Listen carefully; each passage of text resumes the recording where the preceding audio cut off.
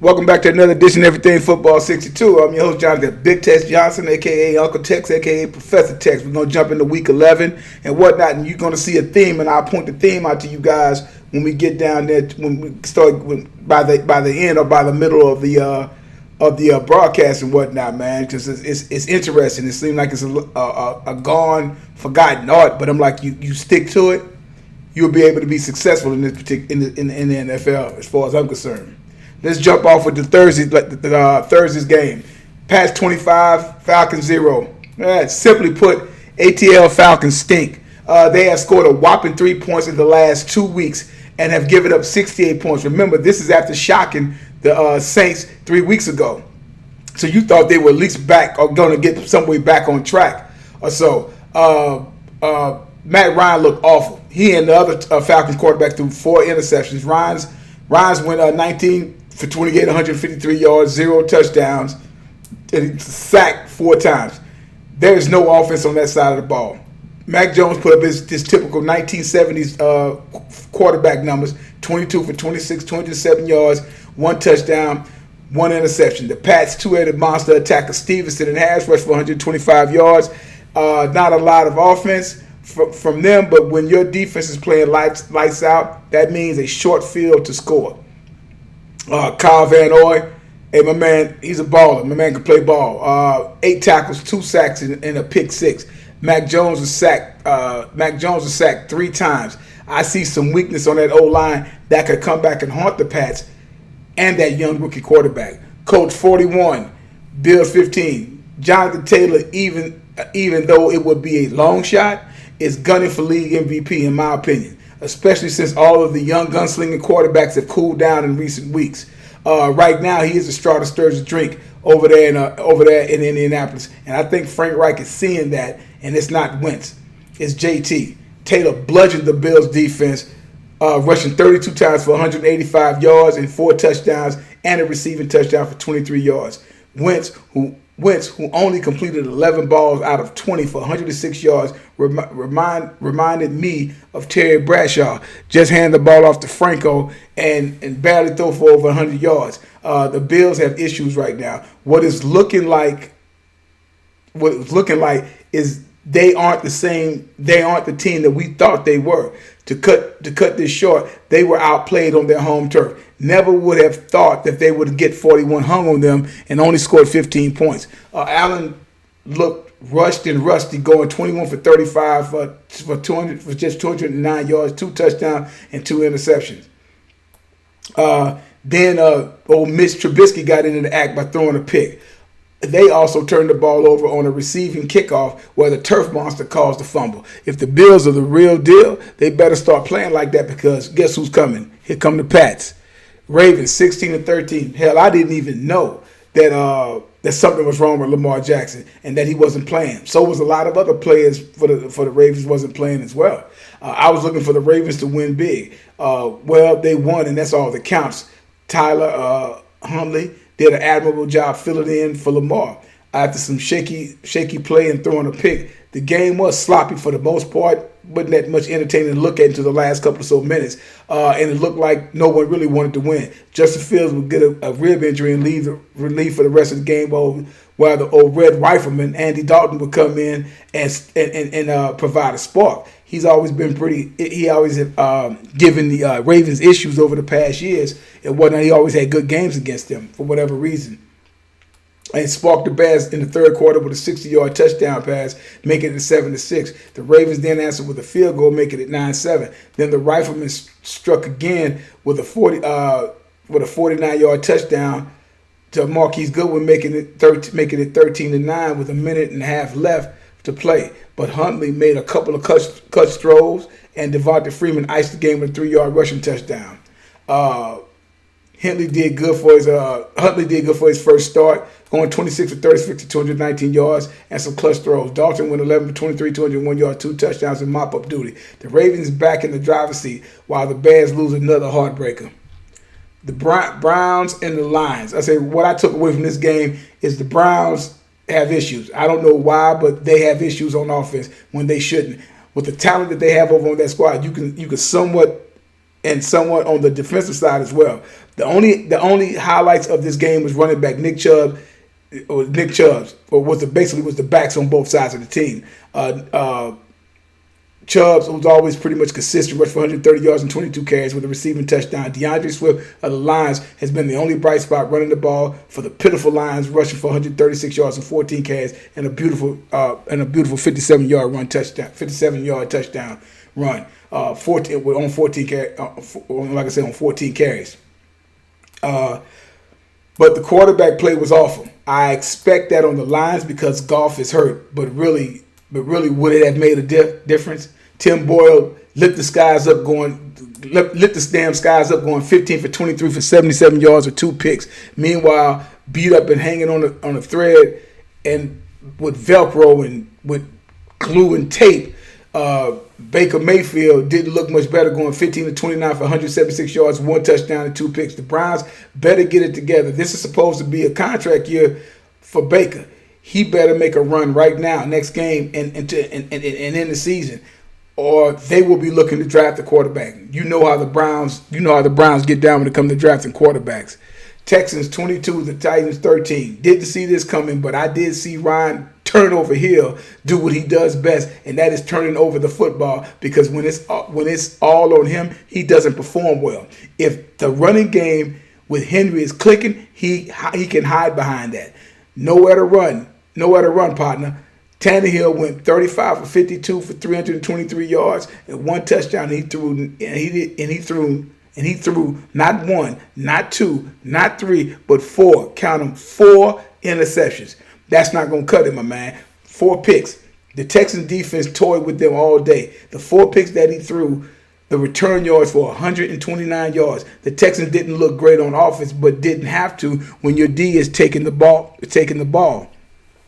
Tyrod Taylor finally got some good things to go his way, going 14 for 24 for 107 yards and rushed for 2 touchdowns.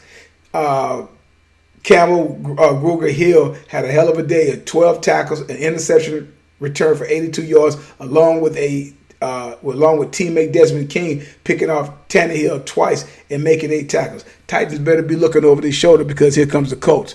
Vikes 34, the Packers 31. The Vikes got a much-needed win in their division against the Packers. It was an ass show between the two quarterbacks. Kirk Cousins played outstanding, going 24 for 35 for 341 yards and 3 touchdowns and no picks. 2 of those touchdowns were thrown to Justin Jefferson, who caught 8 balls for 169 yards, who is fast becoming one of the top young wideouts in the game. It's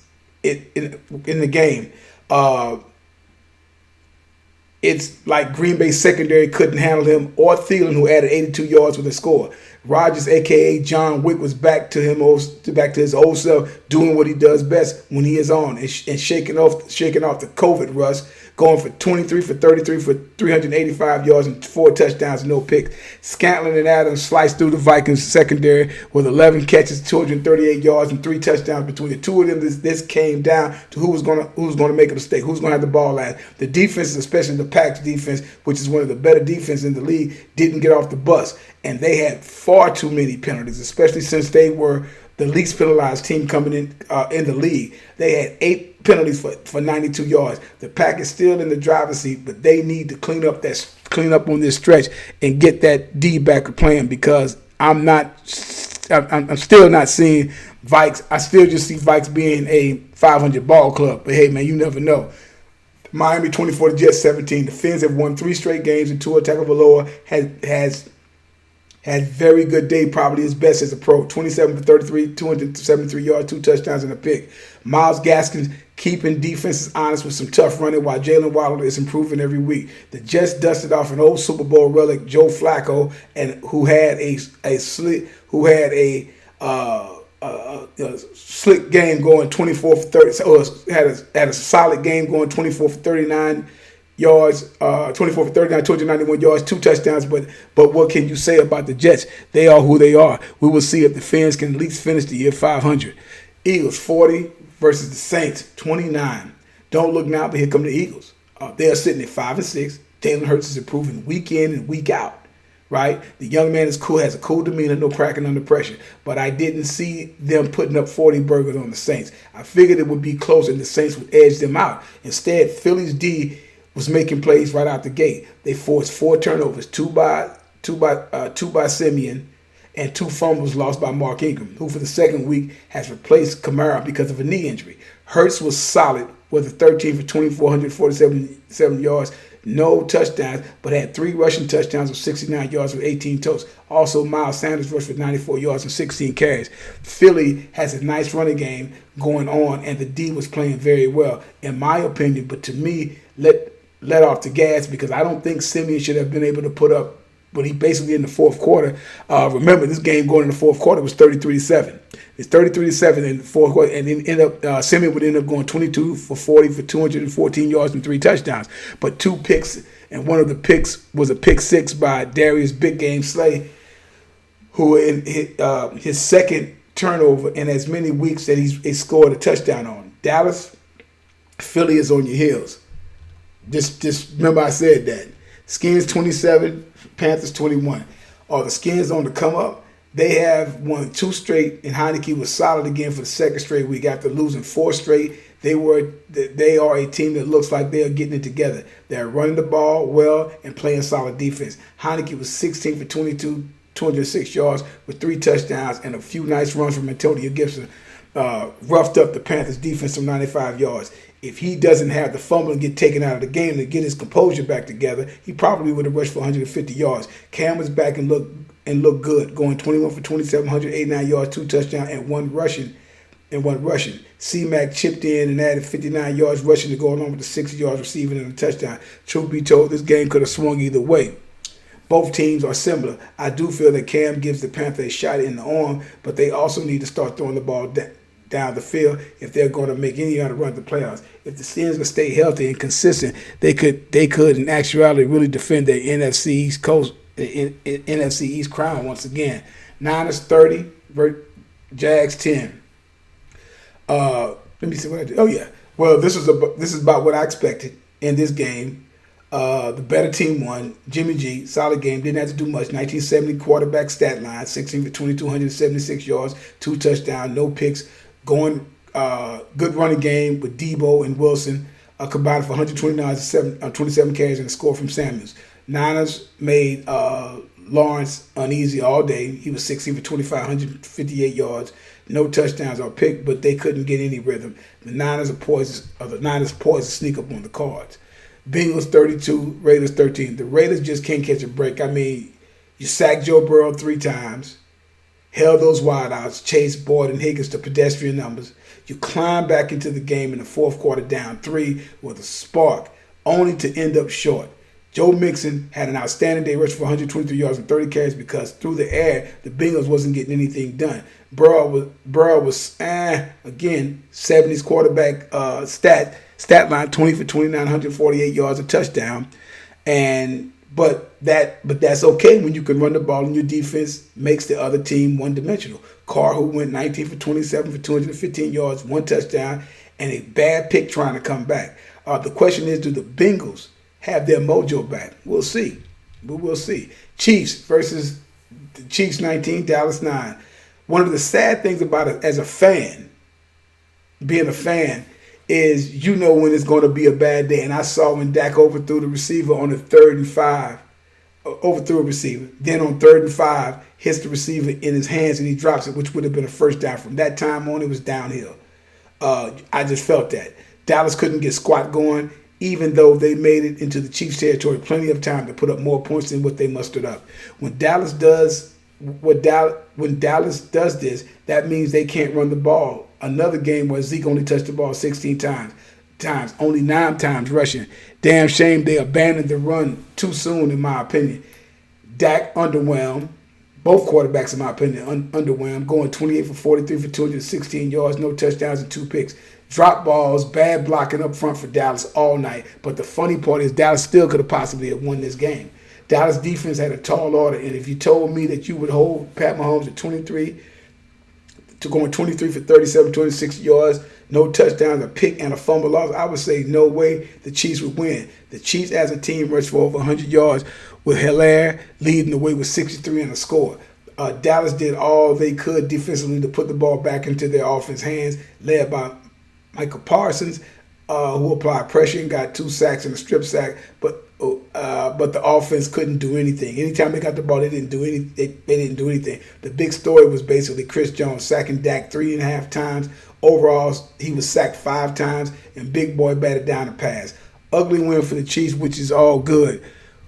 Which is all good. Who are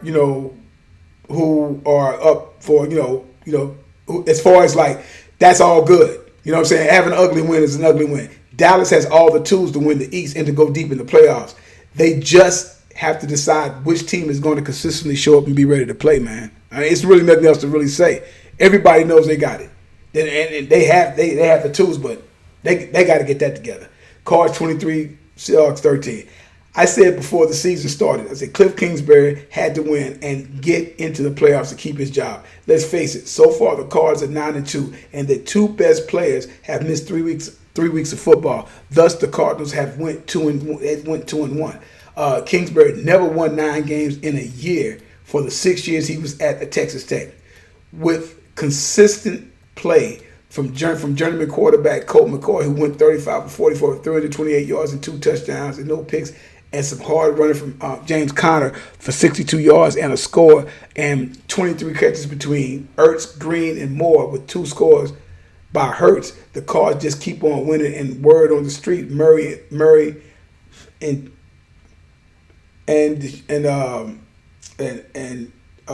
Watson are the damn wide receiver. Say Watson. I don't know if it's Deshaun. The wide receiver. I can't even think of his damn name. I don't know why. He just went blank like that on me right there. They will be back. So the Seahawks, they'll be back. So they, better watch it. Better watch them. I mean, the Cards gonna make some noise, I believe. The Seahawks are reeling, and this is probably the worst season Russell Wilson has had since he's been drafted since 2012. Wilson would go 14-26 for 207 yards, no touchdowns, no picks, but not too many big plays. All he had is a big safety blanket, which was that of Lockett catching 4 balls for 115 yards. Metcalf was quiet with just 4 catches for 31 yards. This looks like the Seahawks old that Legion of Boom. All them guys with Wilson, all them guys are gone, and I really think this is probably might be a swan song for that of Pete Carroll and possibly Russell Wilson, but we'll see. Chargers 41, Steelers 37. Straight shootout. Defense stayed on the bus. But I also feel as though this is going to be the Achilles heel of the Chargers. It probably would have helped the Steelers if T.J. Watt was healthy, rushing Herbert. But like I always say, if you want to build one of the best that ever do it, you got to stay out of the damn training room. Herbert went through the Steelers' defense like a hot knife through butter, passing for 382 yards, 30 of 41, 3 touchdowns, and 1 pick. And it doesn't stop there. He rushed for 90 yards, as well as Eckler accounting for 4 touchdowns. Keenan Allen, Mike Williams had big games, with Mike Williams having the nail in the coffin for a 53-yard touchdown to ice the game. But not to be outdone, Big Ben turned back the hands of time, going 28 for 44 for 273 yards and 3 touchdowns. Some games, some good games by receivers Johnson and Claypool.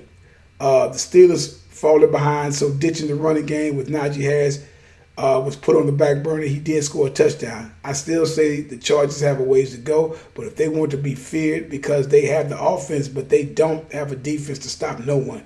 Steelers need help on defense, period. Bucks versus the Giants. Well, no surprise here, fellas. There was no way Brady and the Bucks were going to lose 3 in a row, especially to the pitiful Giants.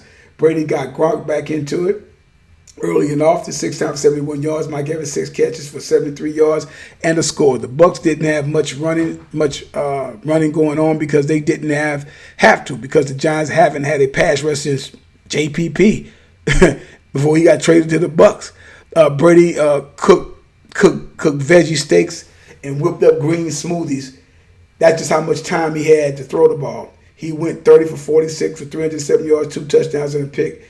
The Giants have some talent on that offense, And it's sad that they couldn't get the ball in Saquon Barkley's hand on some one-on-one situation. Him and a little receiver from out of Florida. A couple times you see some sparks. But evidently Jason Garrett, and it's so funny because Garrett was getting criticized last night from cats in the booth. And I was like, damn, Garrett, you can't do this, that, and the other. He's getting criticized. Lo and behold, my man gets popped early this morning. Early this morning or late last night. That's something. You know what I'm saying? Jones threw probably the third worst interception I've seen all year. Defensive lineman literally sitting down, catching the pick. Old Danny Slugs. I tell you, old Danny Dimes. Are the Bucks back? Time will tell. But I want to end this with what was the thing that we were seeing. What I told you we was going to see. You had quarterbacks that's been putting up pedestrian type numbers, especially not that the numbers are quote unquote bad, because the percentage rate or the completion percentage rates are pretty good, over 55, close to 60%, and the yards are not that big. But what are these teams doing that you keep telling you they're doing? When I say that 1970s ball, they're running the football. They're running the football. They're running the football in Indianapolis. They're running the football in New England. In New England, they're running the football, dude. They're running the football in Philadelphia and whatnot. They're running the football, and it's almost these are the things that they're doing. And this is what a team like Dallas should be able to do. They should be able to run the ball. Even the Bengals, they ran the football. They run the football. The Niners, they ran the football. These guys, they're running the football. The Skins, they're running the football. This is something that's reoccurring. They're running the football. And you can take, if the team has a scary quarterback, then you try to keep them off the field with ball control, and you control the clock. And if your defense is playing, hey man, there it is. So you ain't got to throw for a gazillion yards. I like to see stuff like that every now and then, but really when we start getting out of this time of the year, run the football, man. And that's what's pissing me off about Dallas right now. It's like, dude, how do you take the ball out of Zeke? What's wrong with Zeke? Ain't shit wrong with Zeke. He can't do nothing if you don't give him the goddamn ball. He goes on and gets better as it goes on. But you look at what they're doing in Indianapolis, man. Jonathan Taylor, they're giving him that ball because, like them guys have said, and you can see this, they're a better running team than they really are a passing team. They're a better run blocking team than they are a pass blocking team. But it's paying dividends right now. They're running the ball. All Wentz got to do is don't wreck. Just be solid.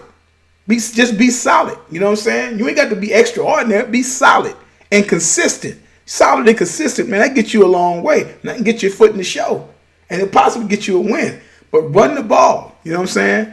And like I say, man, that's what it's it, man. The guys running the ball and quarterbacks are just playing consistent, just dink and dunk or whatever, run the ball. And you getting your 150, 175 yards over the whole thing of throughout the day, at the end, and your defense is solid, you're going to win some ball games, man. You can still win ball games doing that. And despite of what everybody tried to do with all this high flying, throwing the ball for 900 yards in the game and shit and stuff like that. But, we'll see. But, that's what I'm talking about. Hey, man, smash that button, subscribe to the page and whatnot. And, hey, man, we might be back probably tomorrow sometime, man. Might got a little show I'm probably drop and whatnot. And I got to tell you guys all the time, like I say, share, tell a friend, got some comments, leave them down there. And like I tell you guys all the time, there's no greatest of all time. There's no GOAT as long as time's still going on. And like I tell you guys all the time, numbers online get emotional. People do. Y'all guys have a good one.